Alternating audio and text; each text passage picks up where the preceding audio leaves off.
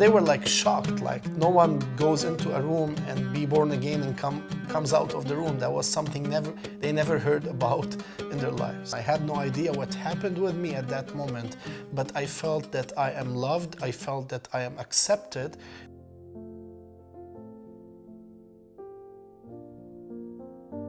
This is Shant Kazanjian. I'm from Syria. I was born in Damascus, just 10 minutes away from where Saul became Paul. I'm from Armenian background. So my family ended up in Syria over 100 years ago when the genocide happened during the Ottoman Empire. So I do speak English, I do speak Armenian, I do speak Arabic, I do speak Turkish. So almost 14 years ago, the so-called Arab Spring started as waves of demonstrations demanding democracy and more rights and freedom.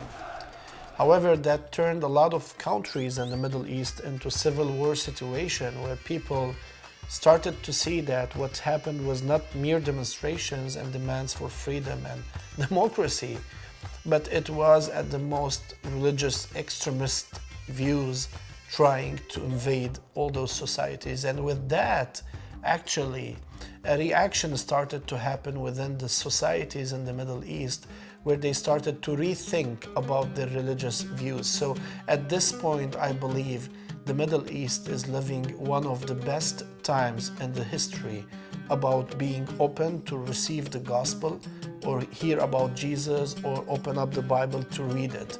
I met a lot of Muslims asking me to give them Bibles, and when they read the Bibles, they would say things like, "We never thought Jesus was this good." We do have over 300 millions of Arabic-speaking people in the world, and we don't have an affordable, reachable platform where they can learn and be equipped and trained for ministry. So, though I was born in Syria, I grew up in Egypt, and during my childhood in Egypt, I was part of the Sunday school services at the Coptic Orthodox Church, and that was my first exposure of Christianity and my first exposure of hearing things about the Bible and stories from it. However, the way I've been taught Christianity was a way that made me afraid of God, that made me feel that I am judged by God. The Arabic world is a huge world of Arabic-speaking people.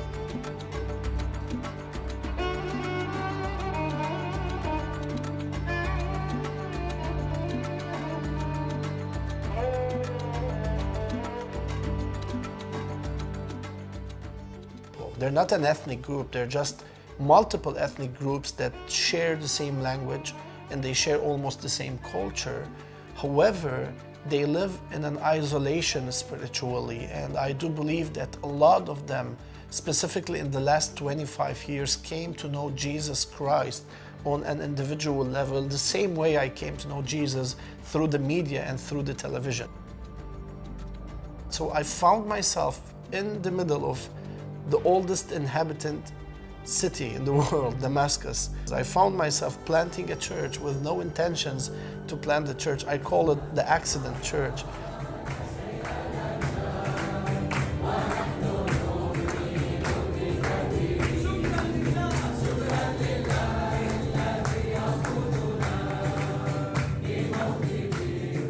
I never had the intention to be in a pastoral position or to be a church planter. So simply what I did was sharing my testimony. I started to share that small story with as many people as I could. At certain point at my early age, it was 6 years old. I was 6 years old, I got the first exposure on pornography. And with pornography, I started to feel even more shameful towards the Lord because I've heard a lot about His judgment. I almost never heard about His love and the love He showed us on the cross and the redemption. So years later, I started to develop a social anxiety, which ended up as a hypersocial anxiety. And with that, I left the school. And when I left the school, I kept isolating myself from all the people around me, including my own parents and my family. I got an exposure to the Satanism, and that happened through music, and the music led me and trapped me actually into the Satanist groups that were active at that part of the world in that time. I started to think more about death, and I started to think more about committing a suicide. So one night I was watching porn, and I was in my room, and I heard a voice in my room.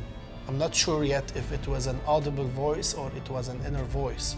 However, the voice told me to switch the channel. And when I did, I found a Christian channel. I first time saw the channel that night, and there was a pastor reading from the Bible. And when I heard the verses from the Bible, I felt certain amount of power coming through me, and I started to weep for non-stop 2 hours, I believe, and I fall asleep while I was weeping. And the second day when I woke up, I was totally a new person. I had no idea what happened with me at that moment, but I felt that I am loved, I felt that I am accepted. And the first thing I did, I went to my mother, I hugged her, and I told her, "Mom, I love you." And that was shocking for my mother, because this is the first time probably I'm sharing such feelings and emotions with someone, because I was not the person that describes feelings or had feelings towards anyone else. I was visiting a family, and I shared the story with them, and they were listening, and they had tears in their eyes. And they asked me to come back and to read more of the Bible and try to understand the Bible. And we kept doing this for a few weeks, and each week they would be inviting someone new to that small gathering. In a few months I found myself like within 35 people to 40 people gathering in that place, reading the Bible, trying to understand how to live the Christian life. And most of them, they gave their lives to Jesus. I believe that was my moment when I realized that I want to serve the Lord as someone that teaches the Bible.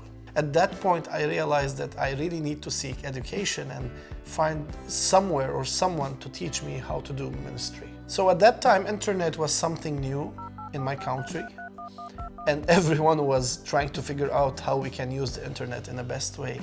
And I thought, maybe I could find something that I can use to enhance my biblical knowledge through the internet. I was able to enroll at CLI, and it was then when I started to systematically study the Word of God and systematically develop my skills in ministry and try to understand this whole spectrum of church planting, of the kingdom work, of disciple making, and all of those dynamics within the Bible. Looking back at my background that came from a nominal Christianity with no real practice of faith, we related church to a building that we call church.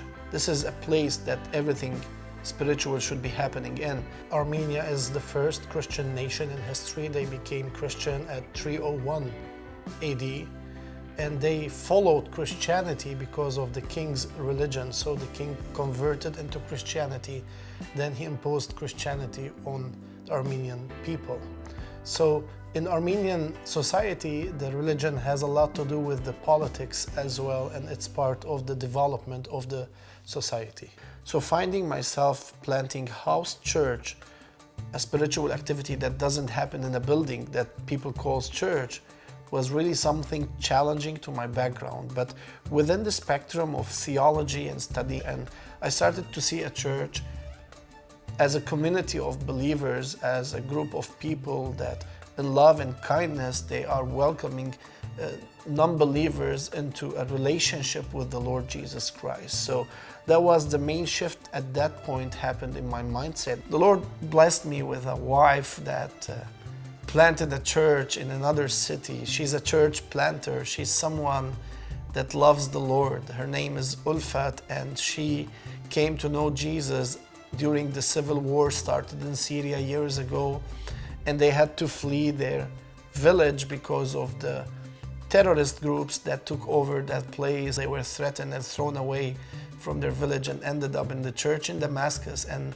it is there when they gave their lives to Jesus and they got baptized, and they just decided to follow the Lord with all of their heart. Looking back at my experience with the need for education and church planting and all those dynamics, I think It was a big challenge in my life to leave my country just for the sake of being in seminary in another country for 4 years and then coming back to the church I have planted. I think that was a waste of time, and it wasn't even affordable in my case. Taking that in consideration brought to my attention the need for something that is affordable and reachable for anyone in my situation. With that in mind, I was navigating across the website of the Christian Leaders Institute, and I found that there is many languages available. Then I thought, what about the Arabic language? We do have over 300 millions of Arabic-speaking people in the world, and we don't have an affordable, reachable platform where they can learn and be equipped and trained for ministry. So I think it was then when I sent an email to President Henry asking him, "Sir, have you ever thought about starting something in Arabic?" And I do believe that was in his mind, and he was thinking about it. And that was, I believe, the first contact we had together, thinking through having an Arabic Christian Leaders Institute. I found that he was so excited, not only about adding a new language or translating some of the materials into the Arabic language.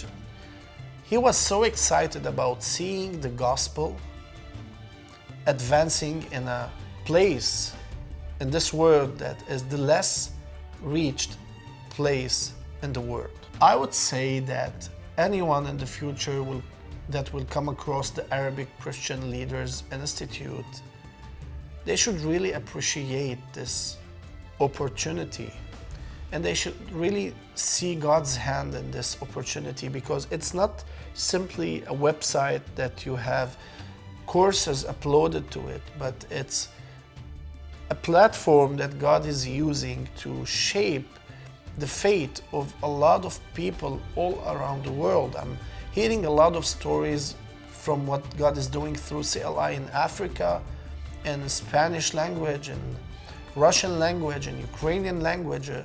And when it comes to the Arabic language, I believe we have a need for equipped ministers.